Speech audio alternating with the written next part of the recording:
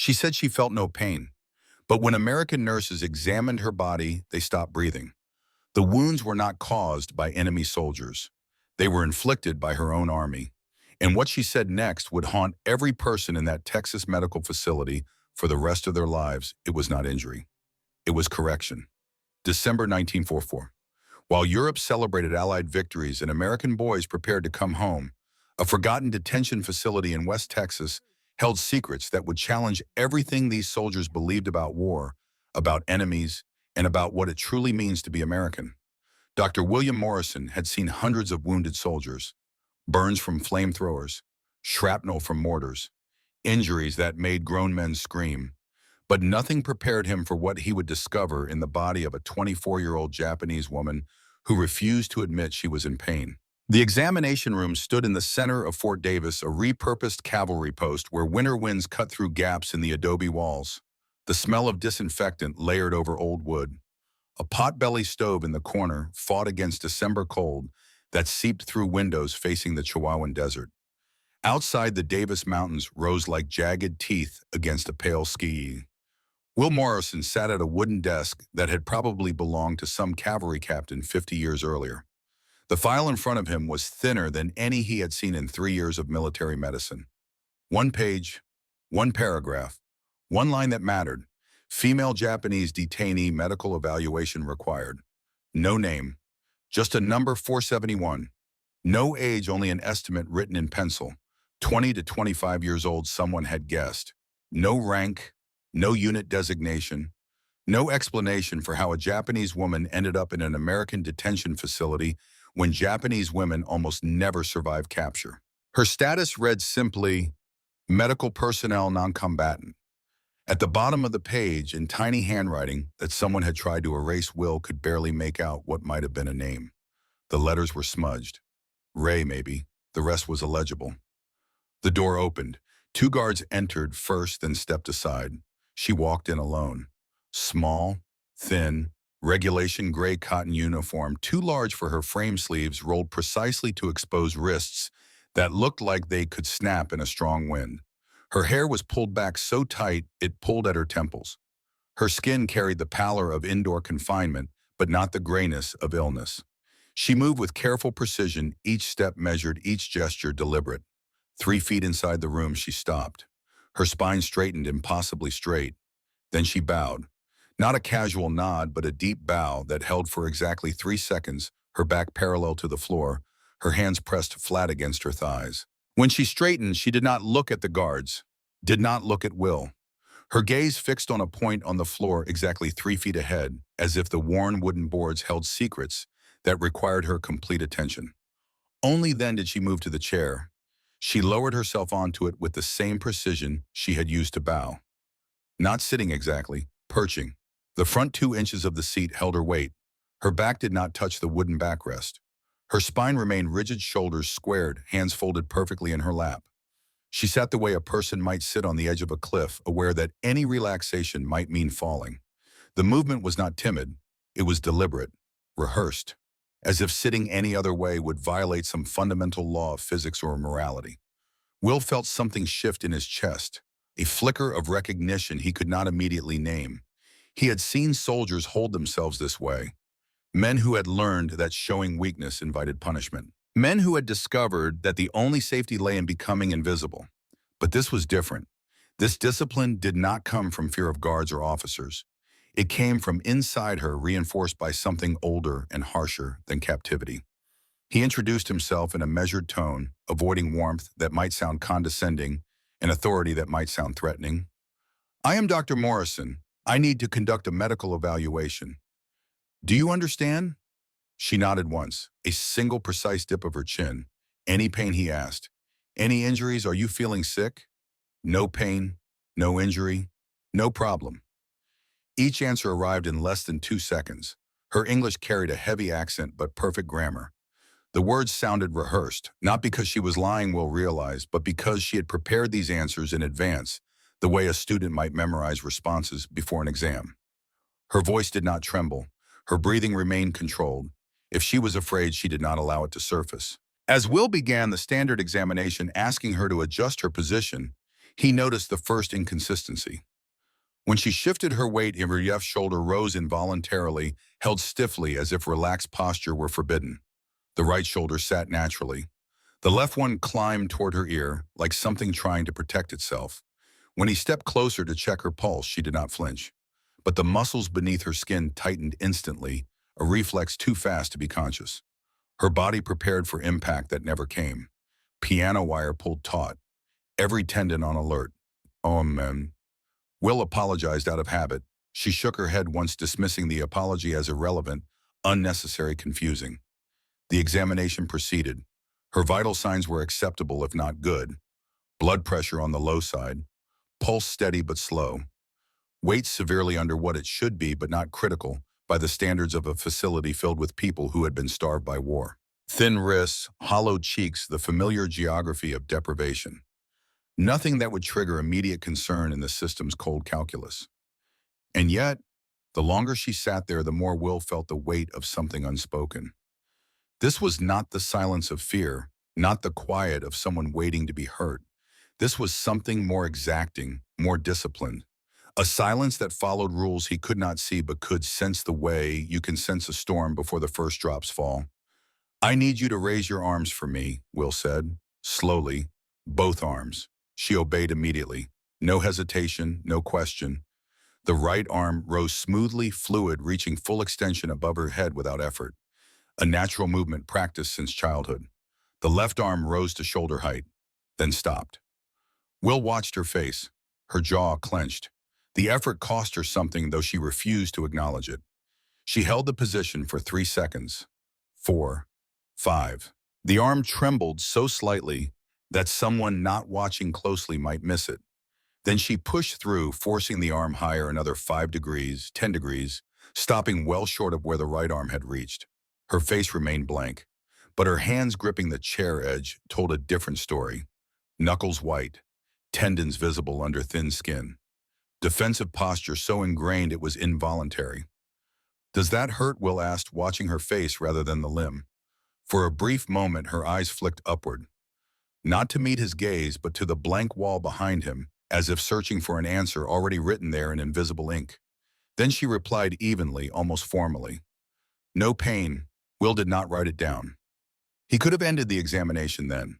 Could have marked her fit for processing, cleared her for the camp system, sent her into the machinery that would reduce her to a number that would follow her through mess lines and work details. The system valued efficiency. It rewarded compliance. He felt the pull of that expectation now. The subtle encouragement to accept her words and move on to the next file, the next body, the next problem that could be solved with a signature and a stamp.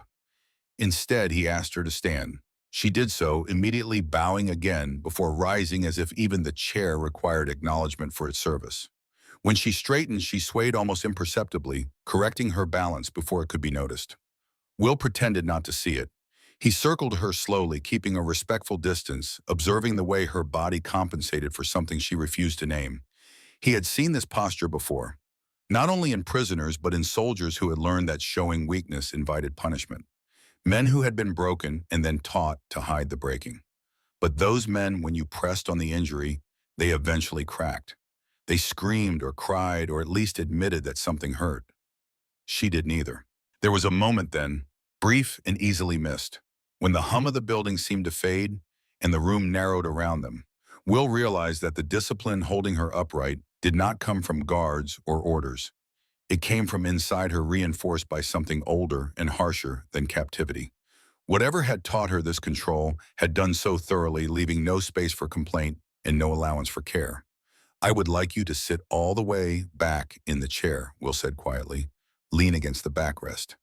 This was the first time she hesitated. The pause lasted less than 2 seconds. So brief it might have been imagination. But it was there, calculation happening behind her eyes. Then she obeyed, lowering herself backward 1 inch at a time. Her hands gripped the chair arms. Her breathing changed, becoming shallow, controlled. The moment her spine touched wood, her breath caught. Not a gasp, not a cry, just a sharp inhale through her nose that she could not quite suppress. Her left shoulder rose involuntarily. Her entire body tensed like a spring compressed. A micro-expression of pain crossed her face, lasting perhaps 3/10 of a second before control reasserted itself and her features went blank again. "Does that hurt?" Will asked gently. "It is nothing," she replied at once, the words arriving too quickly, too smoothly. They were not an answer. They were a rule being followed, a script recited. "It is clearly something," Will said. "It is nothing," she repeated firmer. "Now, I am fine." Will felt frustration rise and forced it down. He had encountered stubborn patients before. Men who refused morphine, who laughed off broken bones, who insisted they could return to duty with shrapnel still embedded in their thighs. But those men denied pain to prove strength, to show they were tougher than the injury, to demonstrate that war had not diminished them. This was different. She denied pain as if acknowledging it would violate something sacred, as if admitting hurt would prove that she had failed some test that only she could see. He asked her to stand again. Relief flickered across her face before she suppressed it. She rose immediately, her body practically springing away from the backrest. "Thank you for your cooperation," Will said. "You can return to the holding area." She bowed once more, deeper this time, and turned to leave without waiting for further instruction. At the door she paused just long enough for him to think she might speak. Her head turned slightly, her mouth opened. Then the moment passed and she was gone, her footsteps measured and unhurried in the hallway, as if speed itself were an indulgence she could not afford. Alone, Will stared at the empty chair. He looked again at the file, at the single line that reduced her to a logistical concern. Over the years, he had learned that some people survive by drawing attention, by demanding recognition, by making themselves impossible to ignore. Others survive by doing the opposite, by becoming so unobtrusive that no one thought to look closer, by perfecting the art of invisibility. She had not come to prove she was healthy. She had come to prove she would not be a burden. And in a system built on endurance and efficiency, that promise could be far more dangerous than any open admission of pain. Will sat at his desk for a long time after she left. Outside, the December sun moved lower toward the mountains. Shadows lengthened across the compound. Horses in the nearby corral stamped and whinnied. The smell of mesquite smoke drifted through the window as someone lit an evening fire. He thought about his father, about the ranch 30 miles from this place, about the summer when he was 12 and a mare had come in with a dislocated shoulder, limping but still trying to work, still trying to prove she was useful.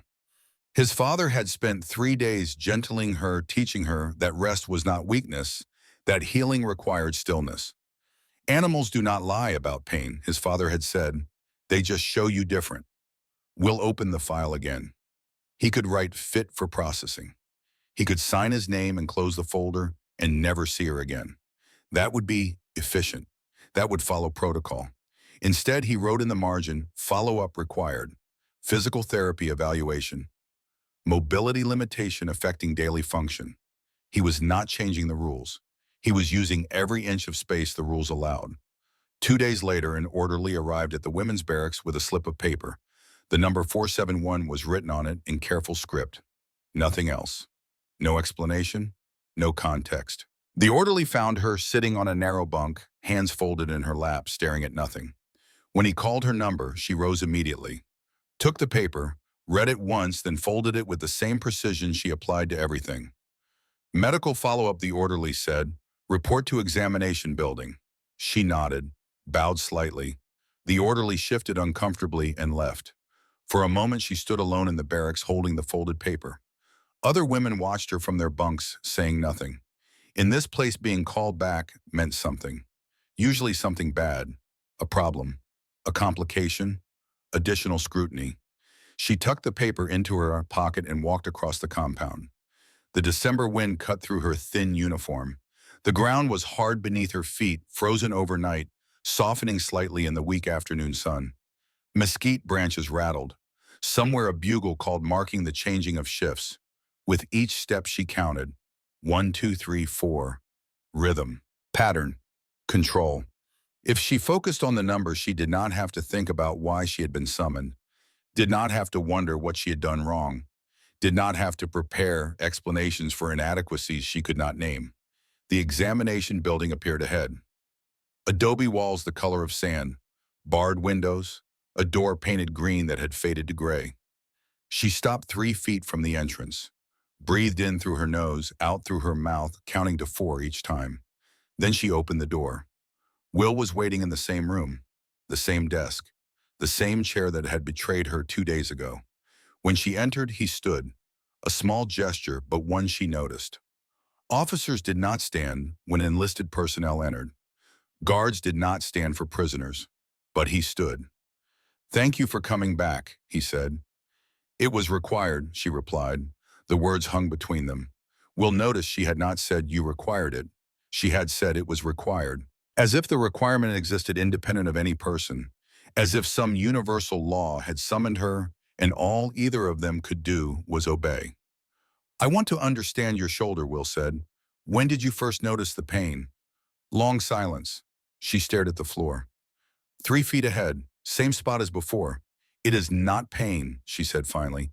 "It is interference. Interference with what? With function, with duty, with—" She stopped herself, some internal editor cutting the sentence before it could escape. "With what you were supposed to do," Will asked gently. She nodded once. The smallest possible acknowledgement. "What were you supposed to do?" "Keep pace," she said, so quietly he almost missed it. 2 words, but they landed in the room like stones thrown into still water, sending ripples in every direction. Will leaned forward slightly, not threatening, just listening, giving space for whatever wanted to come next. "Tell me what happened," he said, "when you fell behind." The silence that followed was different. Not the silence of refusal. The silence of someone deciding whether a door that had been locked for months could be opened without everything behind it spilling out and drowning them both. She took a breath, then another. Then she began. "We were withdrawing from island. Orders came, move quickly, abandon non-essential supplies. I was assigned in medical supplies, very heavy. I carried boxes, then wounded men on stretchers. The unit moved faster than I could manage." Her voice was distant, reciting facts, delivering a report to a superior officer. "I fell twice. Second time I could not rise quickly. Medical officer came to me. He did not speak with anger. He spoke with disappointment. He said I was causing delay, that soldiers were exposed because of my slowness." "What did he do?" Will asked. She looked up then, met his eyes for the first time, and in her gaze Will saw something that made his chest tighten. Not fear, not pain, confusion. As if she genuinely could not understand why he was asking a question with such an obvious answer. "He corrected my posture," she said. "He struck my shoulders to straighten them. He said, 'You will stand properly. You will move efficiently. You will not fail again.' This is normal correction, like teacher correcting student who makes mistake."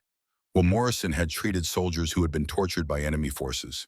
He had seen cigarette burns on skin, fingernails torn out, bones broken methodically to extract information. He knew what hatred looked like when it carved itself into human flesh. This was something else. This was violence that did not require hatred at all. This was a system that treated human bodies like machinery, and when the machinery malfunctioned, you applied corrective force until it worked properly again. "How many times did this happen?" Will asked, keeping his voice level. "Correction continued for 3 days. Morning formation, evening formation.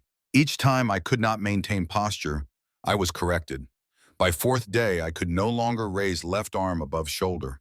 She paused, then added as if this were the most important detail. "But that was acceptable. As long as I could walk and follow orders, it was acceptable." "That is not correction," Will said, unable to stop himself. "That is injury. That is abuse." She shook her head firmly. "You do not understand Japanese military discipline. There is no anger, no cruelty, only efficiency. When machine part malfunctions, you repair it. When soldier malfunctions, you correct her.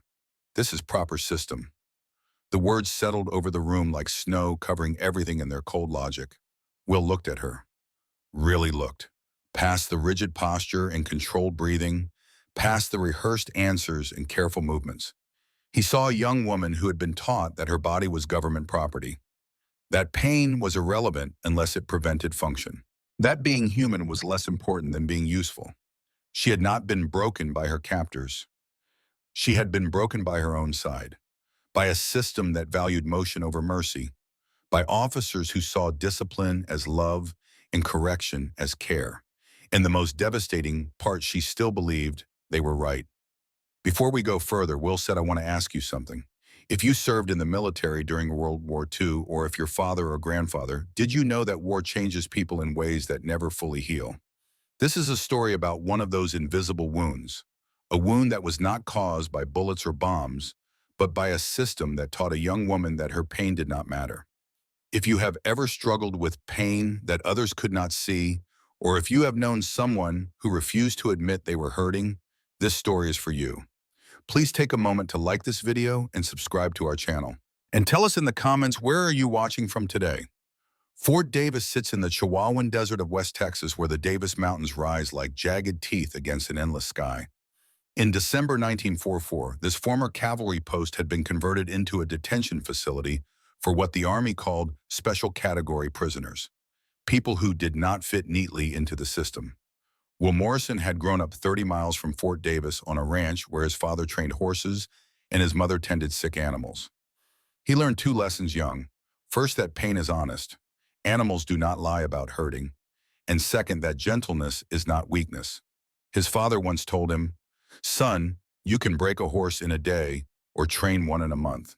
Breaking is faster, but a broken horse is never the same." Will carried that lesson to medical school at University of Texas, then into the Army Medical Corps. By December 1944, he had treated shrapnel wounds, burn victims, men screaming through amputations. He thought he had seen every kind of suffering war could create. He was wrong. Now sitting across from a woman who spoke about being beaten the way someone might describe a math lesson, Will understood that some wounds went deeper than flesh. Some violence was so systematic, so procedural, that it did not even recognize itself as violence. She had not asked for help, had not sought treatment, had not complained, because in the world she came from, needing help was the problem. Being unable to function was the crime. And pain was just interference with duty. Will Morrison faced a choice. He could mark her fit for processing, sign the form, send her into the camp system where she would become another number and he would never see her again. It would be easy. It would follow protocol. Or he could do what his father taught him. Look closer. Not at the injury, but at what the injury was hiding. He wrote in the file, ongoing evaluation required, physical therapy authorized, nutritional supplementation approved per medical necessity. He was not breaking rules. He was using every inch of discretion the rules allowed. But as he closed the folder, Will understood something that would keep him awake that night and many nights after. This woman did not need a doctor who could fix her shoulder. She needed someone who could teach her something her entire life had worked to destroy, that being human was not conditional. That care was not something you had to earn. That pain mattered even when it did not prevent you from following orders. And in a world at war where efficiency was everything and individuals were nothing, that lesson might be the hardest thing either of them would ever attempt. 3 days passed before she returned to the infirmary. 3 days during which Will Morrison wrote notes he would never submit, made observations he could not quite articulate, and wondered if he had made a mistake by opening a door he did not know how to walk through. The morning she arrived for her first physical therapy session, January cold had settled over Fort Davis like a weight. Frost covered the compound. The sun rose pale and distant over the Davis Mountains.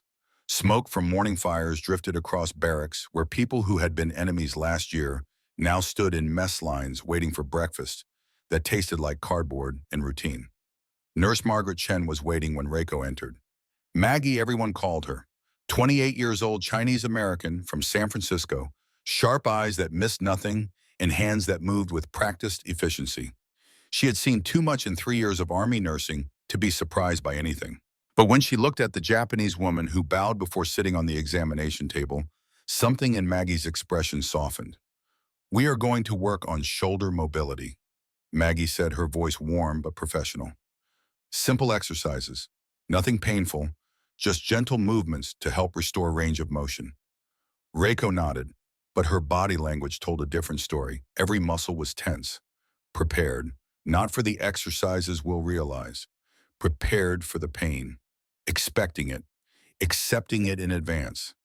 Maggie demonstrated the first exercise. Arm raises with a resistance band. The movement was slow, controlled, stopping well before any real strain could occur. She made it look easy, natural. Like this, Maggie said, We will start with very light resistance. You control the speed. If anything hurts, you stop immediately. Understand? Another nod. But in Reiko's eyes, Will saw confusion. The instruction made no sense to her. If pain was a signal to stop, then improvement would never happen. Pain was the price of progress. Everyone knew that. Reiko took the resistance band, right arm first. The movement was smooth, controlled. No hesitation. She could have lifted twice the resistance without effort. Good, Maggie said. Now the left. The left arm rose, slowly at first, smoothly, reaching 45 degrees. Then the trembling started, subtle, a vibration running through muscle that was trying to do something it had forgotten how to do without hurting. Reiko pushed through, 50 degrees, 55. Her jaw clenched. Tendons stood out in her neck. The effort was costing her something enormous. Then the pain hit. Will saw it cross her face before she could suppress it. A flash of agony that she immediately forced back behind the mask of control. She dropped the arm. I am sorry. The words came instantly. Automatic. She was apologizing before her arm had finished falling to her side. Sorry for what Will asked. For stopping. Maggie moved closer, her voice gentle. You are not supposed to push through pain here, Reiko. Pain is information. It tells us where the limit is so we do not cause more damage. Reiko looked at her with an expression that was almost pleading, as if she needed Maggie to understand something fundamental that words could not quite carry. But if I stop when there is pain, I will never improve. There is a difference, Will said, between working through discomfort and injuring yourself further. We are looking for the first. You have been doing the second for months. Reiko sat very still, processing this completely foreign concept. In her world, pain was the teacher. Suffering was the curriculum. The body was an instrument to be mastered through force of will. The idea that pain might be asking you to stop rather than commanding you to continue was like being told that water flowed upward or that fire was cold. Let us try again, Maggie said. This time stop the moment you feel any discomfort. Not pain, discomfort. The first hint that something is not right. They tried 3 more times. Each time Reiko stopped earlier. Each time the confusion on her face deepened. She was following instructions, but the instructions violated everything she had ever learned about discipline and improvement. After the exercises, Maggie left the room and returned with a tray. The smell reached Reiko before the tray did. Butter, smoke, salt, richness, scrambled eggs still steaming yellow and soft, 2 strips of bacon crispy at the edges, dark with caramelization, a biscuit warm enough that butter was melting into its flaky layers, a small glass of milk, an orange bright as a sunset in a world of institutional gray. That is for you, Will said. Doctor's orders. You need protein for muscle recovery. Reiko stared at the tray. Her hands remained folded in her lap. She did not move toward the food, did not reach out. For a long moment, she simply looked at it the way someone might look at something impossible. A mirage, a dream that would disappear if touched. I cannot, she said. Her voice was breaking around the edges. Why not, Maggie asked. Because I do not deserve this.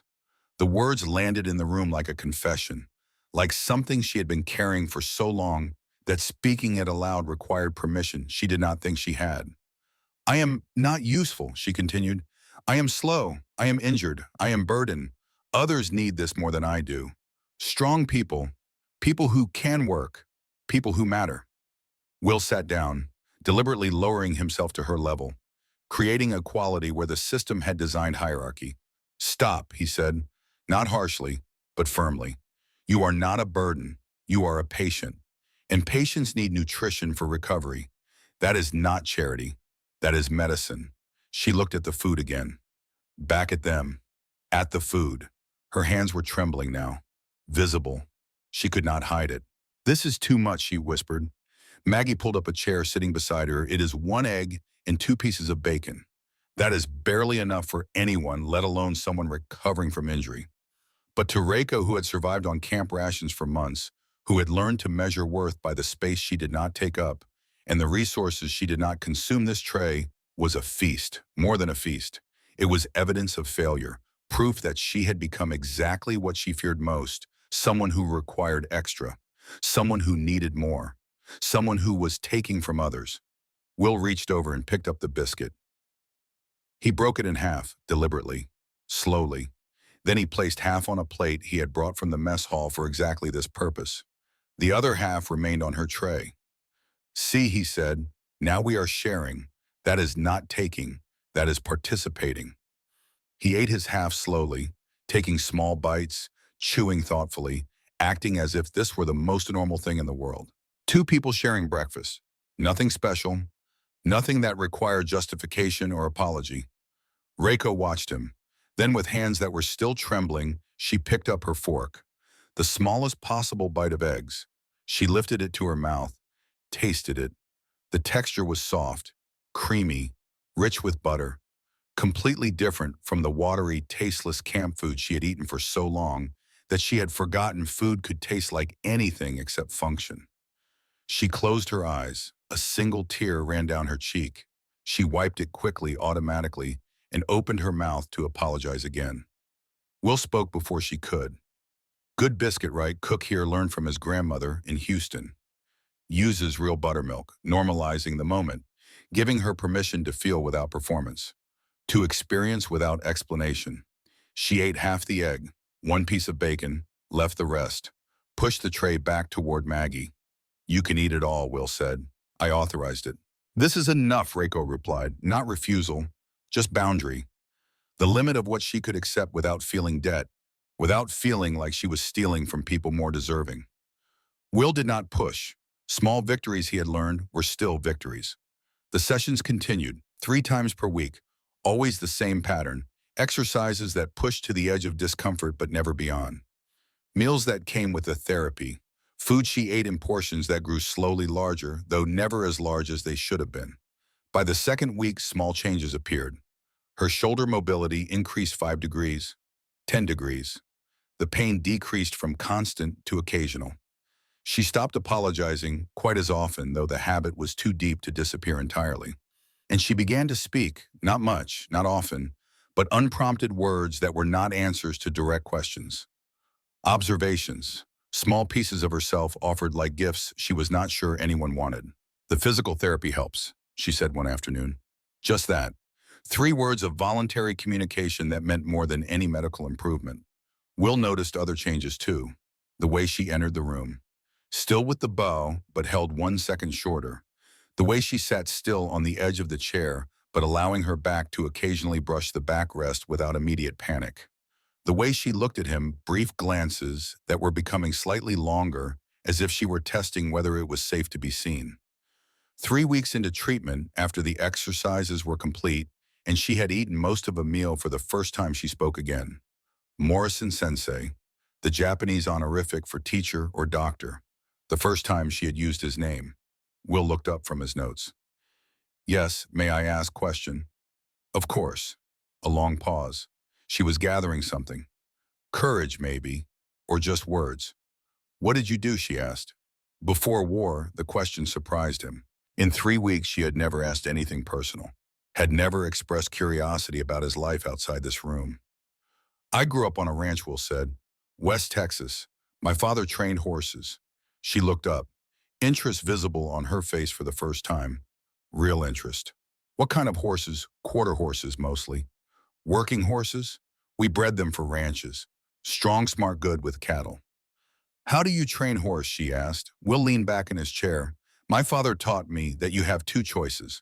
You can break a horse or you can train a horse. Breaking is faster. You use force, fear, pain. The horse learns to obey because it is afraid of what happens if it does not. But a broken horse is never the same. It obeys, but there is something missing. Trust, maybe, or spirit. And training takes patience. You build trust slowly. You teach the horse that you will not hurt it, that when you ask for something, you are not demanding, you are requesting. And when the horse gives you what you ask for, you reward it, not with pain avoided, with genuine care." He paused, looking directly at her. "I think about that a lot here," he said. She understood the metaphor immediately. Her eyes widened slightly. "Which am I?" she asked. "Neither," Will said. "You are a person who should not have needed either." The silence that followed was different, not uncomfortable, just shared space. Two people existing in the same moment without the weight of roles or expectations pressing down on them. Maggie entered with another meal tray. The moment broke, but something had shifted. Some wall that had been holding Reiko rigid had developed the first small crack. By the fourth week, we'll notice she was arriving at sessions slightly differently. The bow was still there, but softer. More greeting than ritual, she sat more naturally, ate more freely, and she had begun to speak in longer sentences, offering pieces of who she had been before the war. I was student, she said one afternoon. Literature, poetry. What kind of poetry, Will asked. Classical Japanese. Haiku. Tanka. Structures of 17 syllables. 31 syllables. Rules. Patterns. Everything in its place. We'll realize then why she understood systems so deeply. Her whole life before the war had been about studying structures, form, discipline, rules that created beauty through constraint. Then the war had taken those ordered structures and twisted them. Discipline became cruelty, rules became weapons, order became violence. Did you write poetry, he asked. Before, yes. During war, no. After, she stopped. The future was too uncertain to finish that sentence. Maybe after you can write again, Will said. Maybe, she replied, but her voice carried doubt, as if the person who could write poetry had died somewhere in the Pacific, and what remained was just the shell that had survived.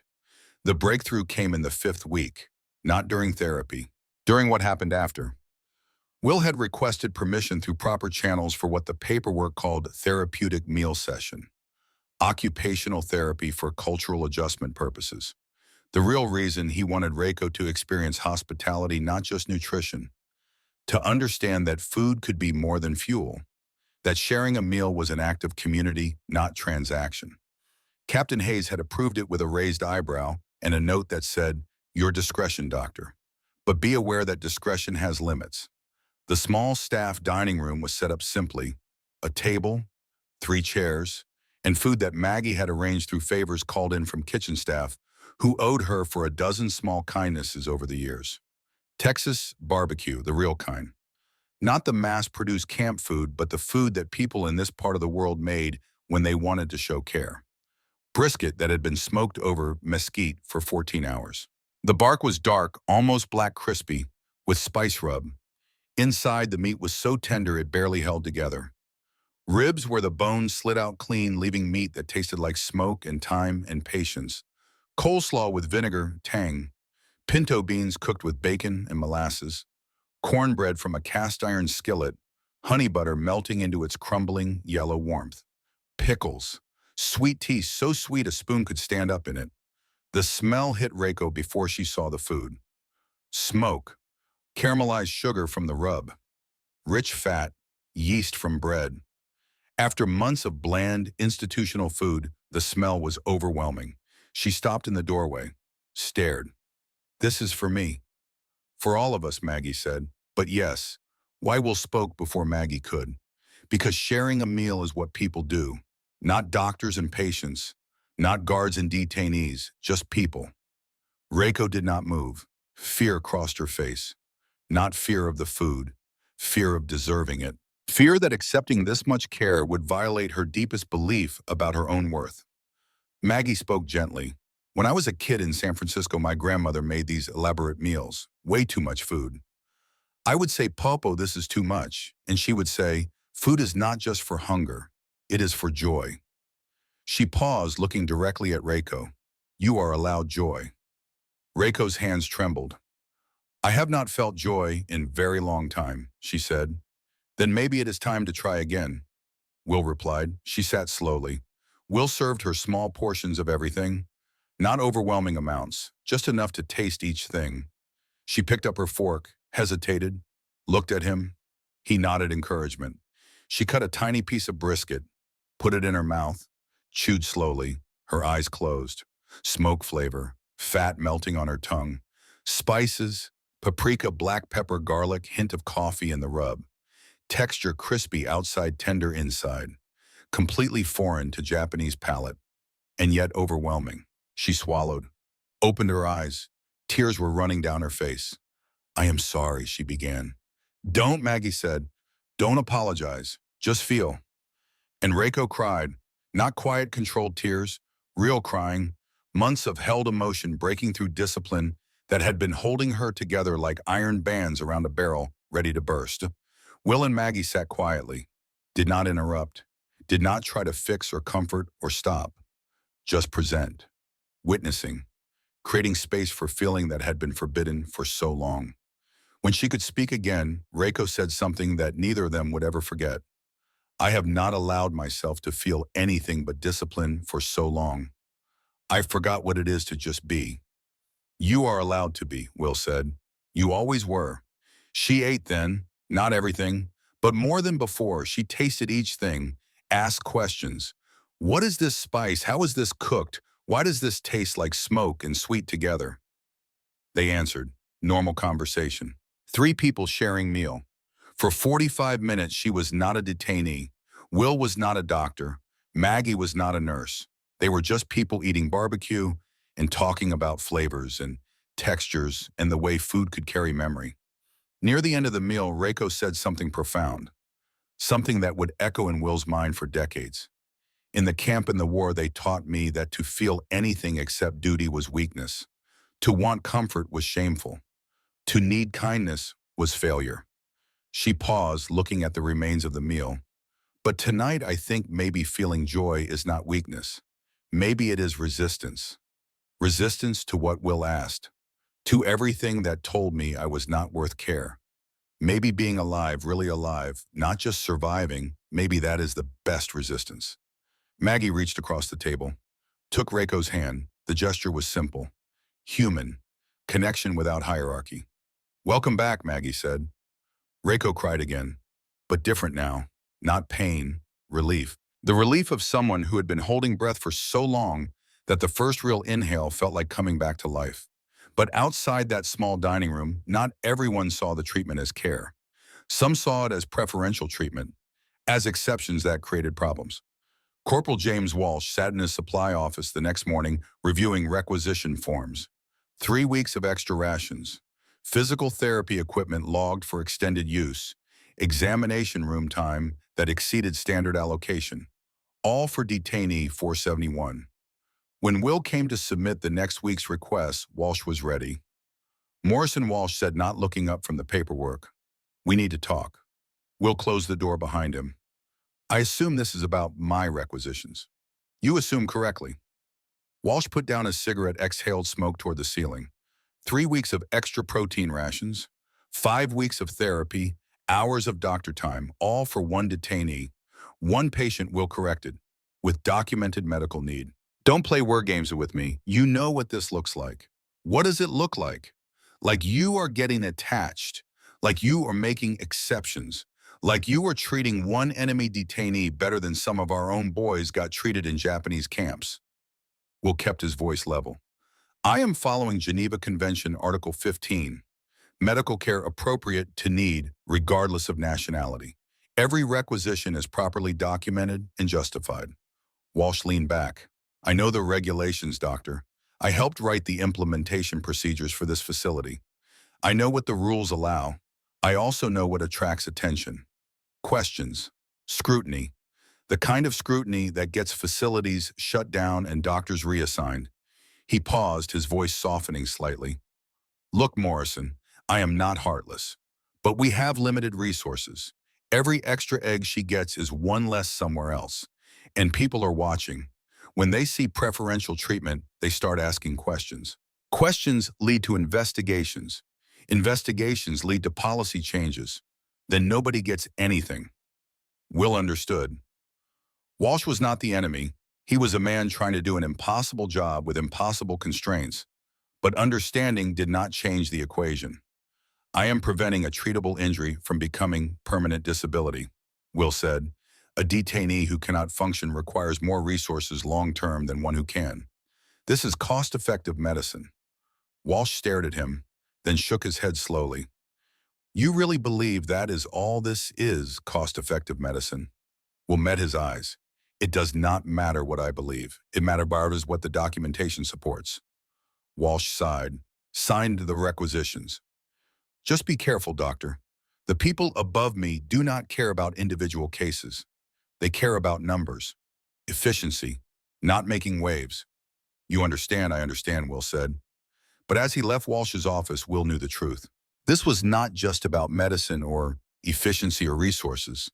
This was about whether you treated people or as problems to be managed, whether care was conditional or inherent, whether being human meant anything in a system designed to process bodies like inventory. And in that question lay everything that separated the world he wanted to build from the world that had created Reiko's scars. That night, Will sat in his quarters writing in his journal, a habit from medical school that had followed him into the war. Today, she cried over barbecue, he wrote. Not because it reminded her of home. Her home never had Texas barbecue. She cried because, for the first time in years, someone gave her permission to feel joy, to want something beyond survival, to be more than just functional. He paused, pen hovering over paper. I think about what my father said, about breaking versus training, about how broken horses obey but never trust again. She is not a horse. She is a person. But the principle holds. Dula. She was not broken by her enemies. She was broken by a system that demanded perfection and punished anything less with violence dressed up as correction. Can that be unbroken? Can someone learn that care is not conditional, that worth is not transactional, that being alive is enough reason to be treated with dignity? I do not know, but I am going to try. Outside his window, the Texas night was cold and clear. Stars scattered across black sky like salt thrown by careless hands. Somewhere in the compound, Reiko was lying on a narrow bunk, perhaps thinking about barbecue and joy and resistance, perhaps wondering if the person who ate that meal was someone she could learn to be again. The war would end. The detention facility would close. People would scatter to futures they could not predict. But this moment, this small act of teaching someone they deserved care, this would remain. Not because it changed history, because it changed two people.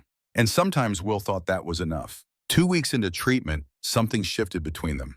Not dramatically, not with declaration or ceremony, but in the small spaces where formality gave way to something more honest. It was during an evening session after the exercises were complete, and she had eaten nearly all of what Maggie brought.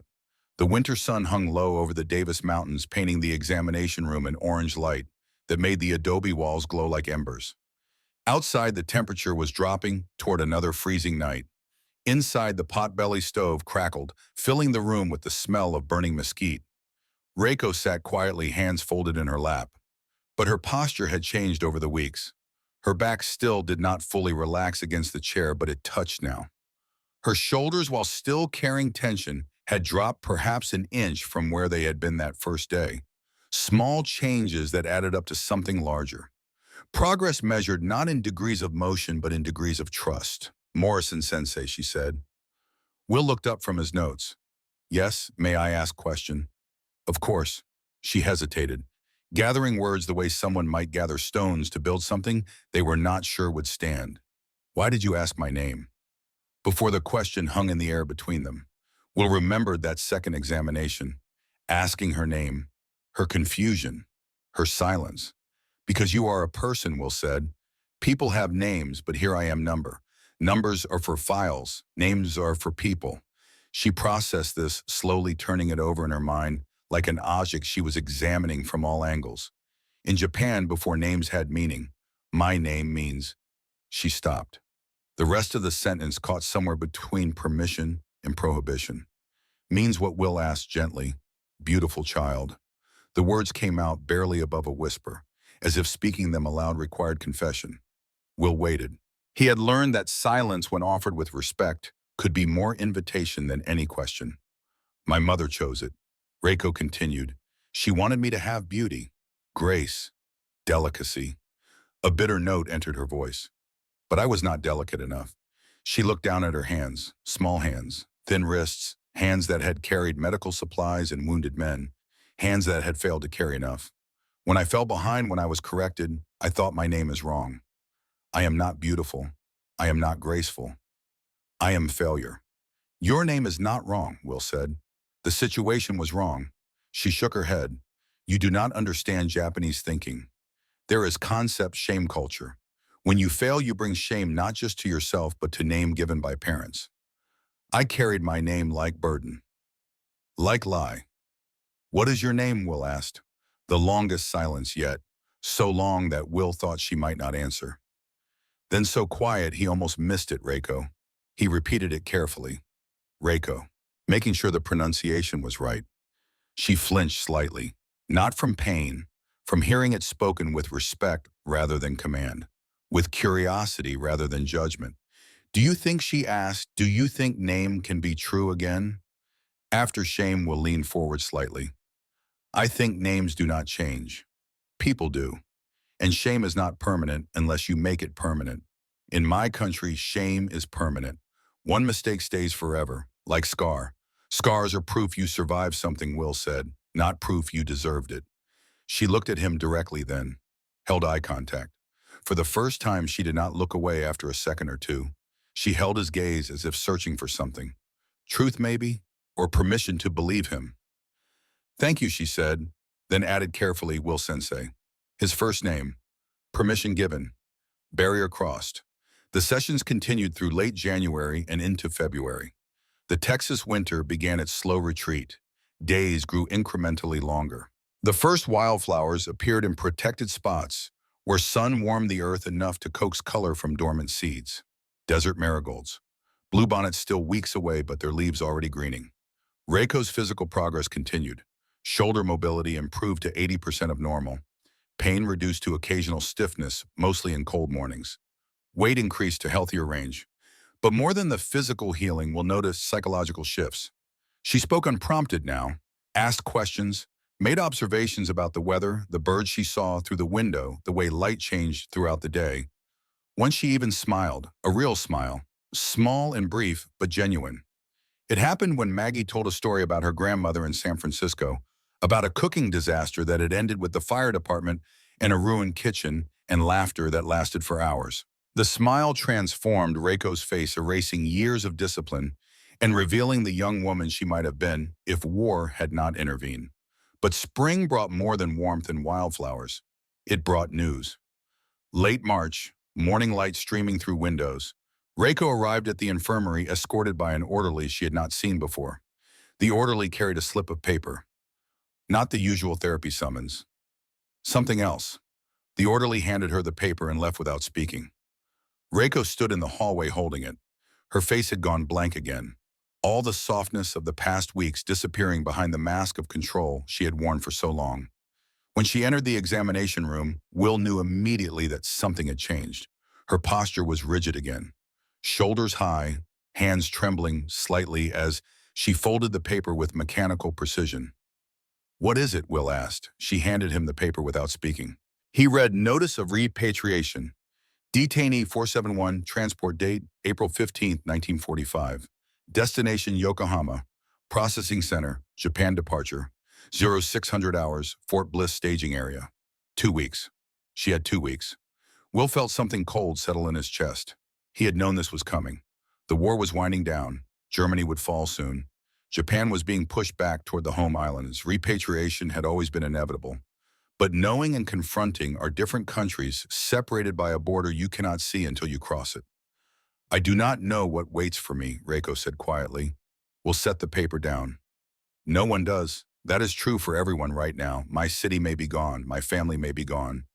Everything I knew may be ash. She was not crying, just stating facts. Preparing herself for a future she could not control by acknowledging every worst possibility in advance. You are right, Will said. It might be. Japan has been devastated. You are going back to a country that is starving, broken, occupied by foreign military. It will not be easy. But I must go. Yes, because there is nowhere else. And because it is home. Even if home is different now. They sat in silence. Outside, mockingbirds sang their borrowed songs, life continuing, indifferent to human sorrow. The sessions over the next week carried a weight they had not had before. Each one might be the last. Exercises continued. Meals were shared. But underneath every word, every movement ran the current of approaching departure. Maggie helped Reiko prepare practically. What to expect at processing centers, how to navigate occupation bureaucracy, addresses of relief organizations, international aid groups, information that might mean the difference between surviving and not in a Japan that no longer existed in the form Reiko had known. Will's approach was different, more reflective, helping her process not just the logistics of return, but the emotional architecture of going back. When I return, Reiko said one afternoon, people will ask where I have been, what I did, why I survived when others did not. What will you tell them I do not know? In Japan, to have been captured is shameful. To have accepted help from enemy is shameful. To have lived comfortably while homeland suffered is shameful. Were you comfortable compared to what Japan is now? Yes, I have eaten, I have been warm, I have been cared for. That is luxury, and you think you should have suffered more. Long pause, I think I do not know what I deserve. What if deserving is not the question, Will asked? What if the question is, what will you do with the life you have been given? Reiko thought about this. I have thought about this. For I believed life was about fulfilling duty, following rules, enduring without complaint. That was honorable. And now I think maybe honor is also in surviving, in choosing to heal, in accepting kindness even when you have been taught you do not deserve it. 5 days before departure, during a session that both of them knew was winding toward an end, neither wanted to name, Reiko asked the impossible question. May I ask something? Something I know is wrong to ask, Will said. Is there way to stay? The words landed between them like stones thrown into glass, shattering something that could not be repaired. I know this is wrong, she continued quickly. I know I must return to my country. But I am afraid, not of hardship. I am accustomed to hardship. I am afraid of returning to a system that taught me my pain did not matter. That taught me I was only valuable if I was useful. That taught me shame was permanent. Will wanted to say yes, wanted to find some regulation, some loophole, some way to let her stay. But he could not. Rules were rules. She was not a refugee. She was a detainee. Repatriation was mandatory. No discretion, no exceptions. No, he said quietly. There is no way to stay. I am sorry. She nodded. Expected this answer. But hope, even impossible hope, dies hard. I understand, she said. However, Will continued, what you take back with you is yours. No one can take it away. You are not the same person who arrived here. That change is permanent. Whatever you face in Japan, you face as someone who knows that kindness exists, that pain can be acknowledged, that you are worth care, not because of what you do, because of who you are. That will have to be enough, Reiko said. It is more than you had before. Yes, much more. The final session was scheduled for April 14th, the evening before departure. Will had closed her medical file, treatment complete, documentation submitted, everything properly recorded. This was not an examination. This was goodbye. The sun set early that evening, clouds moving in from the west carrying the possibility of rain. The examination room felt different, smaller somehow, as if the walls had moved closer during the weeks they had spent there together. They sat facing each other, not doctor and patient, two people who had shared a brief intersection that had changed them both in ways they were still discovering. I want to thank you, Reiko said, but I do not know how. Thank you is too small for what you have given me. What have I given you? Will asked. You gave me back myself, the self I thought was lost, the self I thought was shameful. You taught me that survival is not weakness, that needing care is not failure, that I am enough, even when I am not useful, even when I am not perfect, even when I am just me. I did not give you that, Will said. You had it all along. I just reminded you. No, without you, I would have stayed invisible. I would have stayed silent. I would have carried pain until it destroyed me. You saw me, when no one else did, when I did not see myself. Will reached into his jacket, removed a small notebook. Plain, government issue, identical to the one he kept for his own notes. But this one's pages were filled with different writing. This is for you, he said, sliding it across the table. Reiko opened it carefully, hands trembling. Inside were medical notes, exercise routines, posture reminders, stretching sequences she should continue, addresses of aid organizations in Tokyo, Yokohama, Osaka, contacts for international relief groups, practical information for navigating a destroyed country, and then deeper in the notebook, something else. Letters, written in carefully practiced Japanese. Will had been learning, asking Maggie to help with translation, spending evenings writing messages he hoped would matter when she needed them most. Your pain was not a failure. You were never meant to carry it alone. Shame is not permanent unless you choose to make it so. You endured more than you should have. That is not your fault. You are worth care. Remember this when the world forgets. Reiko read each one slowly, tears falling on paper. She did not wipe them away, did not apologize for them. Just let them fall while she read words that someone had written specifically for her. Words that said she mattered, that her suffering had been witnessed, that her healing had been worth the effort. When she reached the end, she closed the notebook, held it against her chest. The most precious thing she owned, not because it was expensive or rare, because it was proof that for a brief time in a broken world, someone had seen her as fully human. She bowed. Not the rigid formal bow of that first day. This bow was different, deeper, slower, filled with gratitude that exceeded any words she knew in English or Japanese. When she straightened, her eyes met his. "Thank you for seeing me," she said. 5 words. Everything. Will's voice caught. He had treated hundreds of patients, sent them back to war, to death, to futures he would never know. Always professional, always controlled. This time his voice broke. "Take care of yourself, Reiko. I will try. Do not try. Do. Promise me. I promise." They stood, a moment of uncertainty about how to end this. What gesture could possibly contain everything that had passed between them?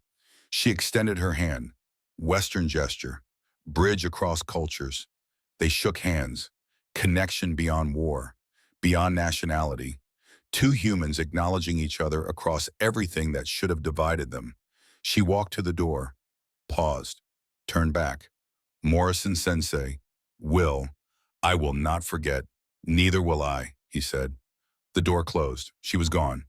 The next morning, Will stood apart from the others at the compound gate. Pre-dawn gray, stars fading, cold desert air carrying the smell of sage and possibility.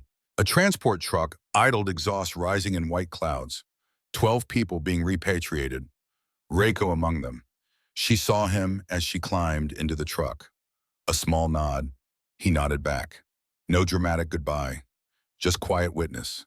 Proof that this had mattered, that she had mattered. The truck pulled away, dust rising, then gone. Will stood there long after. Sky lightening, day beginning, life continuing as it always did, indifferent to individual stories of connection and loss. He never heard from her again. 50 years passed. Will Morrison retired from medicine at 70, continued part-time until 84. Married, had children, grandchildren. Built a life in Austin where the Texas sky was white and the summers were brutal, and every spring the bluebonnets turned the hills into oceans of blue. He kept the notebook, his copy, the one with the same messages he had written for her, locked in a desk drawer, not as memory, as reminder that every person matters. Every moment of care matters, even when you think it will not change anything. 1995. Fall. Will was 84 now, white hair, still sharp, still practicing medicine part-time at a small clinic, still believing that healing was about more than fixing bodies. A young man appeared at his office, early 30s, professional, nervous. "Dr. Morrison." "My name is David Morrison. I'm your grandson." Will knew who he was. David, his son's boy, worked in military medicine, deployed to conflict zones. "Good man. I know who you are, David. What brings you here?" David pulled out old Army records, declassified files from Fort Davis Detention Facility, 1944 to 1945. "I have been researching our family history for a documentary project, and I found something strange." He showed Will the medical files, dozens of detainees, but one file stood out. Dozens of entries, way more than others. No name, just number 471. Will said nothing, listening. "I cross-referenced transport records," David continued. "She was repatriated April 1945, arrived Yokohama, and then nothing. No further record in U.S. files." He paused. "But I found something else." David pulled out a letter. Postmarked Kyoto, Japan, 1994. Addressed to Dr. William Morrison, care of Texas Medical Board. Never delivered. Will had moved. The board lost track. David had tracked it down through genealogy research. Will's hand shook, taking the envelope. Inside paper, thin as skin. Handwriting careful. English practiced and precise. Dear Morrison Sensei, I do not know if this letter will find you. I do not know if you are still alive. But I write it anyway because I promised myself that if I survived to old age, I would try. I returned to Japan in 1945. You were right. Everything was ash. My city was gone. My family was lost. I had nothing but the clothes I wore and the notebook you gave me. The first years were very hard. Hunger, shame, silence. I did not speak of where I had been. In Japan, after the war, to have been detained by Americans was mark of suspicion. To have been treated kindly by enemy was incomprehensible. But I kept notebook. I read your words when I forgot them myself. Slowly I rebuilt. I found work teaching English. I found small apartment. I found eventually peace. I married. I had daughter. I told her about the war, but not about you. Some things were too precious to share.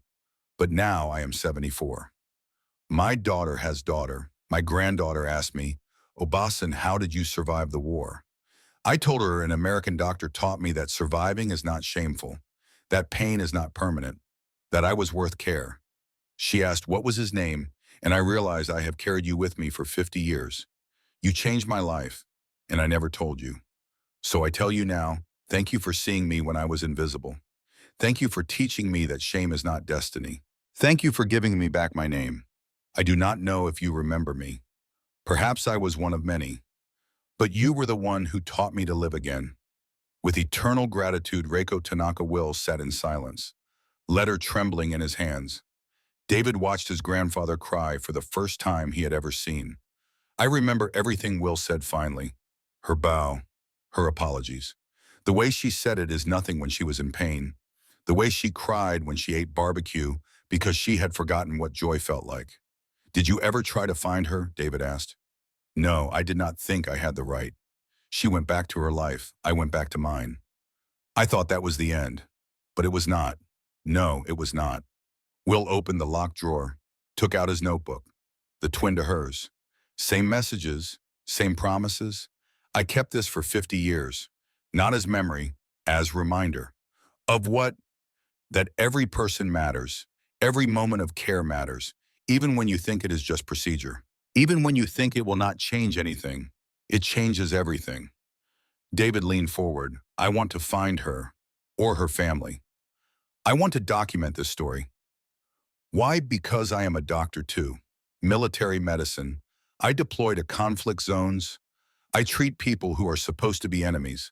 And sometimes I wonder if it matters. If anything I do matters. He paused. This letter proves it does. If you find her family, Will said, tell them something from me. What? Tell them she was right. She was worth care. She always was. And knowing her changed me too. 1 year later, 1996, small house in Kyoto suburbs. Traditional Japanese home. Simple, beautiful. Photos on shelves showing family across generations. Children, grandchildren. Lives built from ashes. And one photo, black and white, faded. Young woman. Detention facility. 1945. The door opened. Reiko Tanaka, 75 now. White hair, gentle smile. Left shoulder still sitting slightly higher than right. Permanent reminder. David Morrison stood outside holding a letter. Her letter. You are Morrison, she asked. I am Will Morrison's grandson. David. Silence. Recognition. Then please come in.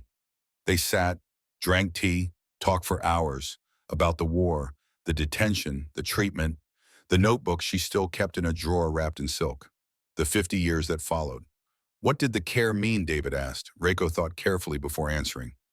I built my life on foundation he gave me. Every time I doubted myself, I read his words.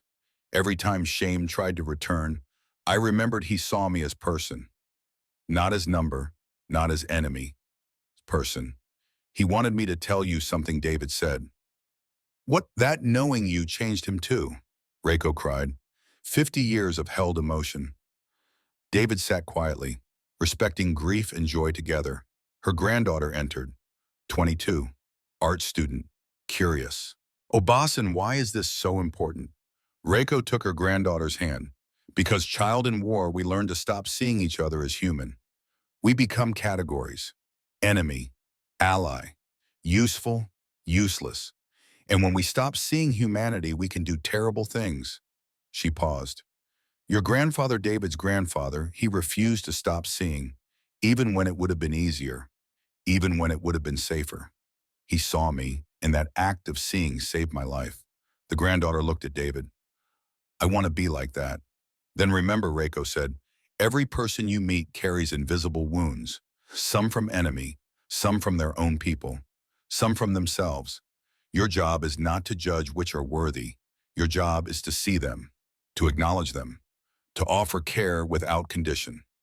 David took a photo, 3 generations, Reiko holding the notebook, worn, pages yellowed, but preserved. Legacy of care spanning cultures, generations, history. Before we go, I need to pause one more time. Because this story is more than history. It is about a choice we make every day. Do we see people as problems to be managed or as humans deserving care? If you have served in the military, if you have worked in medicine, if you have ever been in a position to help someone who could not help themselves, you know this choice. The system rewards efficiency, but humanity requires more. It requires seeing, really seeing, not just the injury, but the person carrying it. Please share this story with someone who needs to hear it. Someone who has been taught that their pain does not matter. Someone who believes they have to earn the right to be cared for. Someone who has forgotten that being human is enough. And tell us in the comments what act of unexpected kindness changed your life. We are reading every comment. Your stories matter. Will Morrison died in 2000 at age 89. Reiko Tanaka died in 2009 at age 89. They never met again after that April morning in 1945. But they carried each other forward through 5 decades of life built on the foundation of a few weeks when one person chose to see another as fully human. The opposite of war is not peace. It is seeing, truly seeing another person, acknowledging their pain, offering care without asking if they deserve it. That is what defeats the machinery of hatred.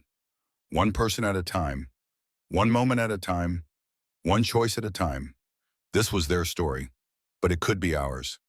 Every day we choose whether to see or to look away, whether to care or to process, whether to acknowledge the humanity in people who are different from us, or to reduce them to categories that make cruelty easier. Reiko taught herself that joy was resistance, that being alive, really alive, was the best answer to everything that said she did not matter. Will taught himself that healing was not just about fixing bodies. It was about restoring the belief that every person deserves to be seen. Together, they proved that even in the darkest times, even when systems demand efficiency over humanity, individual acts of dignity echo across lifetimes. Their story ended, but the question it asks continues. Who will you see today? Really see not as a problem or a category or a number, but as a person carrying invisible wounds who deserves care simply because they are human. That choice made again and again across millions of small moments is how we build a world where no one has to apologize for being cared for, where pain is acknowledged, where shame is not permanent, where being human is always enough. This is the legacy of Dr. William Morrison and Reiko Tanaka. 2 people separated by war and united by the simple revolutionary act of seeing each other